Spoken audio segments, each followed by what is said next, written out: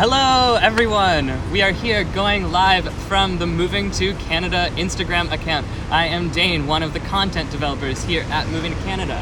And I'm Hugo, I'm editor of Moving to Canada. Good morning or afternoon or evening, depending where you are in the world.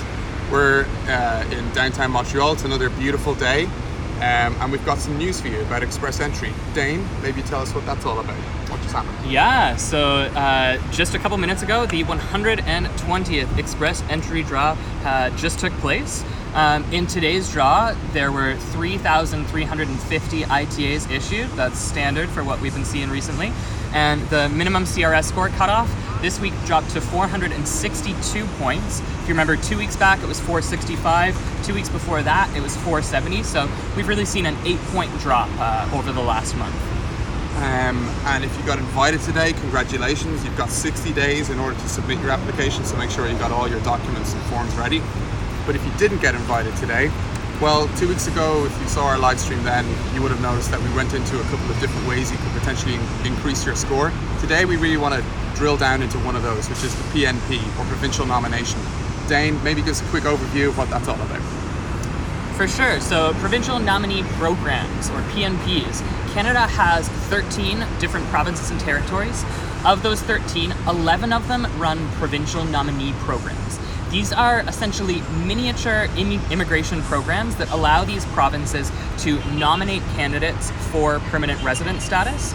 And it really allows the provinces to create immigration programs that target candidates who have skills that fit economic or demographic or unique needs of that province. So just as an example, let's say that a province needs workers in a specific occupation. They might use a PNP to target immigrants who have experience in that occupation so they can bring them to that province in order to fill that gap in their labor market. So if you are in the Express Entry pool, you might identify a PNP stream that's aligned with Express Entry, in which case, if you get nominated, you get a 600-point boost in your score, you get an invitation to apply, you'll be in Canada very quickly. But there are other streams that are not aligned with Express Entry.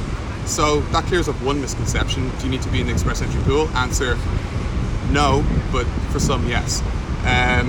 Maybe there are a couple of other misconceptions. Dane, do you need a job offer in order to get a provincial nomination? For some PNP streams, yes, you definitely do need a job offer, but for the majority of them, that is not a requirement. So you don't need a Canadian job offer for all PNPs. Do you need to be in Canada in order to apply? Physically here with your feet on the ground in Canada? Again, for some of the provincial nominee programs, you do need to be in Canada at the time of application, but for a lot of them, that's not a requirement. So if you're living overseas, you've still got a lot of options on the table. And one more. When you're nominated, when you land and you're here, you've got your feet on the ground, do you need to keep them in the province that nominated you? For example, if Saskatchewan nominated you, do you need to live in Saskatchewan for the next gazillion years?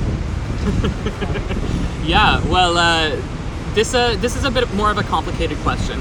There's two things to think about here. One is the time period while you're applying to the PNP, and during that period of time, you have to demonstrate that you have the intention to reside in the province that has nominated you.